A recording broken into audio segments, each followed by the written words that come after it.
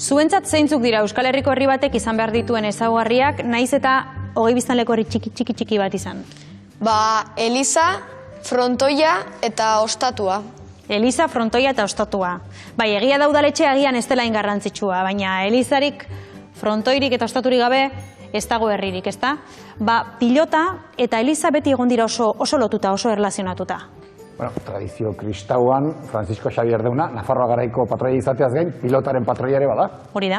Eta 12. mendetik, dozenak alegi atera ziren, apaizei pilotan jolastea debekatzen zienak. Jainkoaren ingeruak adierazi zion Mariari. Eta Espiritu Santuaren egitez sortu zuen. Agur Maria, graziaz betea, jauna da zurekin bedeinkatua da zure sabeleko fritua, Jesus. Santa Maria Goikoaren ama erregutu zazugu paketarioen alde orain eta gure eretzeko orduan amen. Agur Maria, graziaz betea, jauna da zurekin bedeinkatua da zure sabeleko fritua, Jesus. Santa Maria Goikoaren ama erregutu zazugu paketarioen alde orain eta gure eretzeko orduan amen. Zer flipatzen, ezta?